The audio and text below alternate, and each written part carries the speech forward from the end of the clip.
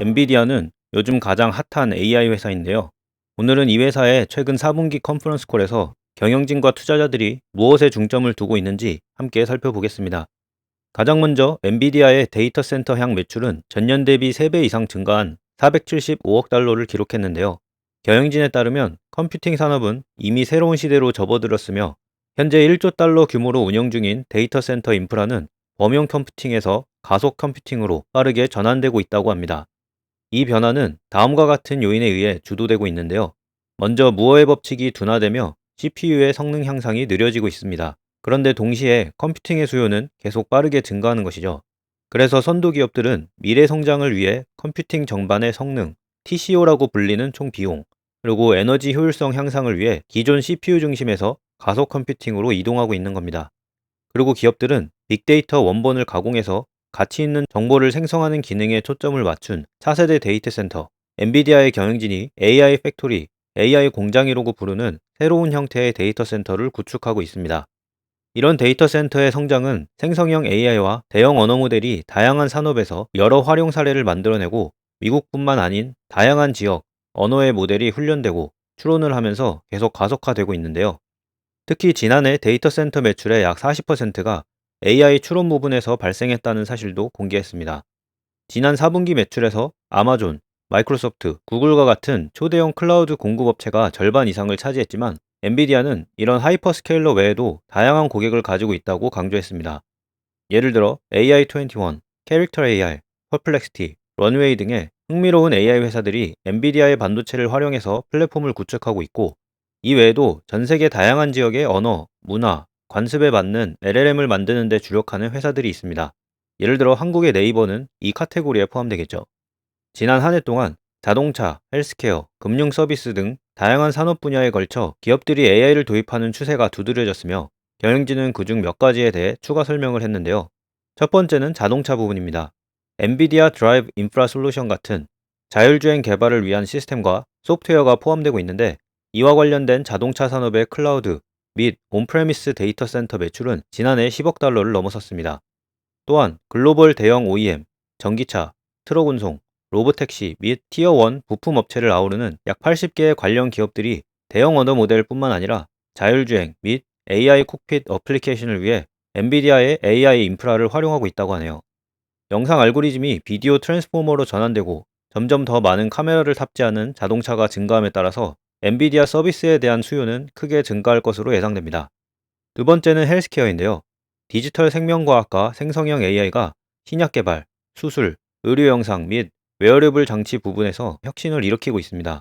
이 분야에서 엔비디아는 신약 개발에 활용되는 AI 모델들을 개발하고 커스터마이징하여 적용까지 해주는 생성형 AI 서비스, 클라라 헬스케어 플랫폼을 제공하고 있다고 하네요. 마지막으로 금융 서비스 분야에서 고객사들이 AI를 활용해서 증권거래, 리스크 관리, 고객 서비스, 금융사기 탐지 등을 수행하는 사례가 늘고 있는데요. 예를 들어 아메리칸 익스프레스는 엔비디아 AI를 활용해서 금융사기를 잡아내는 정확도를 6% 향상시켰다고 합니다. 그리고 지역별 데이터 센터 매출을 살펴보면 모든 지역에서 매출이 크게 늘었지만 유일하게 중국에선 최근 감소세가 있었는데요. 이유는 지난 10월 미국 정부가 시행한 중국향 첨단 반도체 수출 규제 때문입니다. 이 규제로 인해 엔비디아는 특정 첨단 AI 칩을 중국 고객들에게 판매할 수 없게 되었지만, 이 규제를 피하는 상대적으로 성능이 떨어지는 대체 반도체를 중국에 공급하고 있습니다. 4분기 중국 데이터 센터 매출은 한 자릿수 중반대의 비중을 차지했는데, 올해 1분기에도 비슷한 수준이 될 것으로 경영진은 예상했습니다. 다음으로 AI PC에 대해서도 언급했는데요. 오픈소스 라이브러리인 윈도우용 TensorRT는 최신 대형 언어 모델에 대한 추론 성능을 향상시킴으로써 PC에서 생성형 AI를 최대 5배 더 빠른 속도로 실행할 수 있게 해줍니다. 그리고 엔비디아는 올해 CES에서 RTX 40 시리즈 AI 노트북을 선보였고, 주요 OEM들이 이 제품을 생산하기 시작했는데요. 이러한 차세대 AI PC는 클라우드가 아닌 저희 손에 직접 잡힌 엣지 디바이스에서의 AI 성능을 최대 60배까지 향상시켜준다고 합니다. 사실 마이크로소프트도 이제서야 막 윈도우 코파일럿을 대중에게 보급하기 시작하는 시점이라 저희들에게 크게 체감되진 않지만, 앞으로 어떠한 변화가 있을지 주주 입장에서 관심 있게 보면 좋겠습니다. 대부분의 사람들이 이미 알고 있듯이 현재 엔비디아의 최고 성능 반도체인 H100은 공급보다 수요가 훨씬 많은 상황인데요. 이것보다 거의 2배에 가까운 추론 성능을 갖춘 차세대 제품인 H200이 이번 2분기에 출시된 예정입니다. 이것으로 이런 초과 소유 사태가 더 악화될 수 있는데 뒤에 Q&A 부분에서 더 설명이 이어집니다. 마지막으로 CEO 젠슨 황은 AI 데이터 센터를 필두로 하는 컴퓨팅 업계 전반이 현재 플랫폼 대변혁기를 맞이하고 있다고 다시 한번 강조했는데요. 엔비디아는 이런 전환기에 있어서 중요한 역할을 해왔으며 이는 생성형 AI라는 새로운 컴퓨팅 패러다임으로 이어졌습니다. 이 인공지능을 통해 이제 소프트웨어는 인간의 언어부터 생물학적 구조, 가상 3D 세계에 이르기까지 폭넓은 정보를 직접 학습하고 이해하고 생성까지 할 수 있게 되었는데요. 이런 용도 확장으로 인해 그는 향후 5년 내에 세계 데이터 센터 인프라의 보급 규모가 2배로 증가하여 연 수천억 달러 규모의 막대한 AI 반도체 시장이 열릴 것이라고 예측했습니다. 이 새로운 AI 인프라는 이전에는 불가능했던 수많은 어플리케이션들을 현실로 만들어줄 것으로 기대했습니다. 그리고 엔비디아의 여러 사업 및 기술 상황은 이번 3분기 중순에 개최되는 GTC 이벤트에서 업데이트 될 것이라고 하며 컨퍼런스 콜의 전반부를 마무리했습니다. 이번에는 엔비디아의 탄탄했던 재무 성과를 보겠습니다. 4분기의 회사는 3분기보다 22%, 1년 전보다는 무려 265% 증가한 221억 달러라는 기록적인 분기 매출을 달성했습니다. 이 매출을 엔비디아의 4가지 사업부로 나눠서 보면 먼저 데이터 센터 매출이 184억 달러로 전년 대비 27%, 전년 동기 대비로는 409% 증가했으며 연간 매출은 전년보다 217% 증가한 475억 달러를 기록했습니다. 둘째로 게이밍 매출은 29억 달러로 전분기와 동일했고 전년 동기 대비로는 56% 증가했습니다. 연간 매출로는 15% 증가한 104억 달러를 기록했네요. 셋째로 프로 비주얼라이제이션 매출은 4억 6천만 달러로 전분기 대비 11%, 전년 동기 대비 105% 증가했습니다.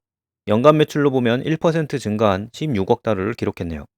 넷째로 자동차 매출은 2억 8천만 달러로 전분기보다는 8% 증가했지만 전년 동기 대비로는 4% 감소했는데요.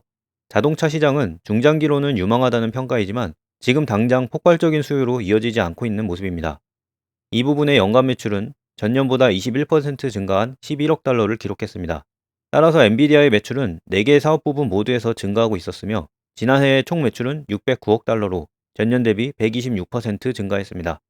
올해 전체 매출을 4개 지역으로 나눠서 보면 미국에서 270억 달러로 전년 대비 225% 증가했고 대만은 130억 달러로 전년 대비 92%, 홍콩을 포함한 중국에서는 100억 달러로 전년 대비 78% 증가했으며 기타 국가 매출이 100억 달러로 전년 대비 73% 증가했습니다.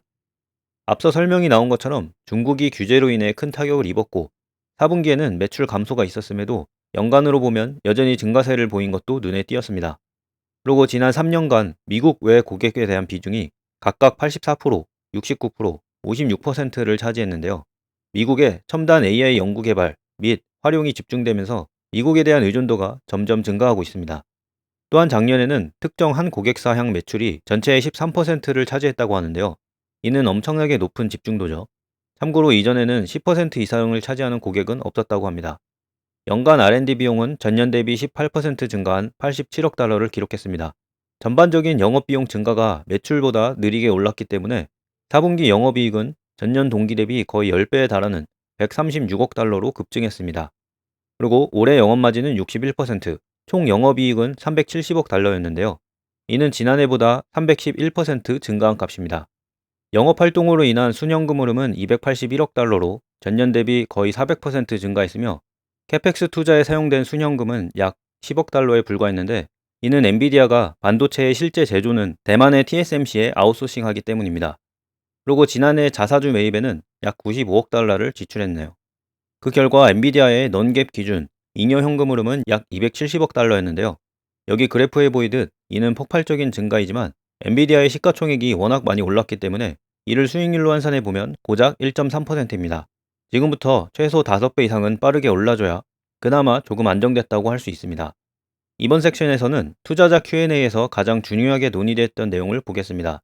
먼저 AI가 널리 사용됨에 따라 단순히 데이터의 저장과 일반 컴퓨팅에 맞춘 게 아닌 생성형 AI에 특화된 새로운 데이터 센터를 회사가 AI 생성 공장 또는 AI 슈퍼컴퓨터라고 부르고 있는데 이 패러다임에서 엔비디아의 AI 가속기가 핵심적인 역할을 하고 있다고 다시 한번 강조되었습니다. 하지만 이 외에도 GPU 전문 CSP, 기업용 소프트웨어 플랫폼, 그리고 개인 맞춤형 컨텐츠 제작을 위한 생성형 AI를 활용하는 소비자 인터넷 서비스, 이 같은 신사업도 강조를 했는데요. 아무리 쿠다를 기반으로 해서 본업에서의 경쟁력이 높다고 해도 여기에만 100% 의존하기에는 경쟁사 및 고객 리스크가 점점 높아지고 있기 때문입니다. 그 다음 추천 시스템에 대한 Q&A가 이어졌는데요. 뉴스, 영상, 음악 및 판매 제품 등 인터넷에서 제공되는 다양한 추천에 대한 근본적 변화가 있다고 경영진이 강조했습니다. 이전에는 CPU 접근 방식을 기반으로 했던 추천 시스템이 최근에는 딥러닝 및 생성형 AI를 활용하기 시작하면서 이 추천 모든 단계에서 GPU 가속화가 이루어지고 있다는 건데요. 이 GPU 가속은 인베딩, 근거리 검색, 순위, 랭킹 조정, 증강 정보 생성과 같은 다양한 작업에서 점점 더 중요해지고 있다고 합니다. 다음으로 엔비디아의 공급망, 서플라이 체인에 대한 많은 질문이 있었는데요.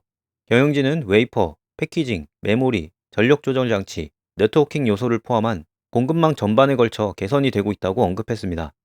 하지만 이런 노력과 개선에도 불구하고 엔비디아는 특히 H200 및 스펙트럼 X와 같은 이번에 나오는 신제품의 출시로 인해서 올해 내내 수요가 공급을 여전히 앞설 것으로 예상했습니다. 이는 단기적으로는 좋은 소식이라고 할 수도 있지만 중장기로 보면 고객사들이 엔비디아 이외의 대안을 고려하는 요인이 되기 때문에 사실 꼭 좋다고만 할 수는 없습니다. 그 다음 매출 총이익률과 관련해서 최근 두 개 분기의 높은 마진은 일시적인 거라고 했는데요. 때문에 경영진은 앞으로 매출 총이익률이 약 70% 중반, 즉 최근에 보였던 최고점 이전의 과거 수준으로 돌아갈 것으로 예상했습니다. 마지막으로 소프트웨어 스택과 관련해서 가속 컴퓨팅에는 다양한 영역, 즉 데이터의 처리, 머신러닝, 컴퓨터 비전, 음성 및 LLM 등을 위한 다양한 소프트웨어 스택이 필요한데요. 엔비디아는 다양한 어플리케이션과 도메인을 지원하기 위해서 수백 개의 라이브러리를 보유하고 있습니다. 그리고 생성형 AI를 더 적극 활용하기 위해 수많은 기업들이 가속 컴퓨팅을 도입하고 있는데 문제는 다양한 플랫폼에서 이러한 가속 컴퓨팅을 유지하고 최적화하기 위한 대규모 엔지니어링 팀을 보유하고 있는 곳은 많지 않다는 겁니다. 따라서 회사는 엔비디아 AI 엔터프라이즈를 제공함으로써 이 문제를 해결하고 있는데요. 엔비디아는 이 서비스에 GPU 하나당 연간 4,500달러의 사용료를 부과하고 있으며 다양한 클라우드나 온프레미스 환경에서 최고의 AI 운영 체제를 만드는 걸 목표로 하고 있습니다. 이 서비스는 이미 연간 10억 달러의 매출을 달성했고 상당한 성장 잠재력을 지녔다고 강조했는데 최종 결과에 대해서는 지속적인 관찰이 필요해 보입니다. 이제 마지막으로 뉴스를 통해 중국 시장의 변화를 잠시 보겠는데요. 중국에선 앞서 설명한 최신 제품 H200이 아닌 중국의 맞춤형으로 만들어진 H20 인공지능 칩이 다음 분기에 출시될 예정인데요. 그러나 텐센트, 알리바바, 바이두 같은 중국 테크 회사들이 엔비디아의 저사양 반도체보다 오히려 중국 화웨이 반도체를 선호한다는 뉴스입니다. 화웨이의 에센드 AI 칩 같은 경우 엔비디아의 최신 반도체보다는 성능이 확연히 떨어지지만 H20과 같은 저사양 제품과 비교해서는 나름의 가성비가 있다는 판단 때문인데요. 또한 이런 미국 규제가 계속되면 중국 자체의 경쟁력을 키워야 한다는 문제도 있습니다. 현재 엔비디아는 중국 시장의 90% 점유율을 가지고 있는데 중장기로는 타격이 될 수 있는 소식이죠. 이런 리스크는 엔비디아의 공시 자료에도 명시되어 있고 최근 CEO 젠슨 황도 이걸 인정한 바가 있습니다. 이로써 엔비디아 4분기 업데이트를 마치겠고요. 이번에 빅테크, AI 기업들에 대한 업데이트가 마무리되면 이런 성장 회사들에 대한 가치평가, 그리고 금융 모델을 활용한 투자 방식 등 도움되는 교육 자료들로 다시 돌아오겠습니다. 감사합니다.